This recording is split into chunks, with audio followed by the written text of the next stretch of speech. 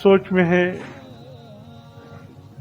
کہ موت کے وقت وہ کون سے اعمال ہے جس سے ہم اختیار کریں تو موت کے وقت کلمہ نصیب ہو،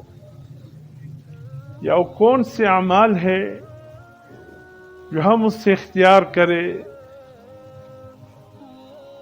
اور قبر کی زندگی آسانی سے گزر جائے،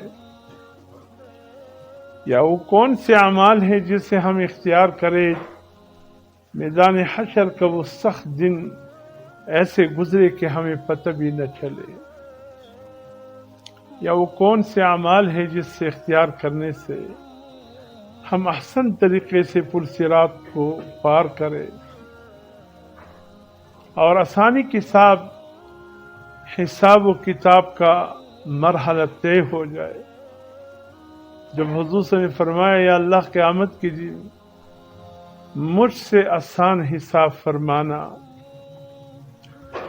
اور پھر جب یہ فرمایا اما عائشہ فرماتی ہے کہ ایک دن جب حضور صلی اللہ علیہ وسلم نے یہ فرمایا عائشہ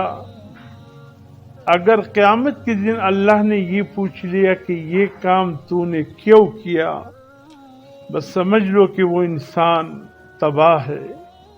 اب اس کا کوئی مقام نہیں، اللہ کی ناراضگی اس پر آ گئی کہ اللہ نے پوچھ لیا کہ یہ کام تو نے کیوں کیا۔ تو اما عائشہ فرماتی ہے میں نے کہا یا رسول اللہ صلی اللہ علیہ وسلم آپ جو دعاؤں میں فرماتے ہیں اے اللہ ہمارے لیے آسان حساب فرما یا مجھ سے آسان حساب لے لے، اگر اتنی بات پہ کہ اگر اللہ نے پوچھا یہ کام کیوں کیا، اتنی بڑی بات ہے قیامت کے دن، تو وہ پھر آسان حساب کیا ہے؟ حضور صلی اللہ علیہ وسلم نے فرمایا عائشہ آسان حساب یہ ہے کہ اللہ پاک عمل نامہ انسان کے دائیں ہاتھ میں دے دے اور پوچھے نہیں کہ یہ کام تو نے کیوں کیا، سوال نہ ہو اللہ کی طرف سے، یہ آسان حساب ہے۔ اگر پوچھ لیا پھر جواب کہاں سے لاؤ گے؟ کس میں اتنی طاقت ہے کہ وہ جواب دے؟ حضور صلی اللہ علیہ وسلم نے فرمایا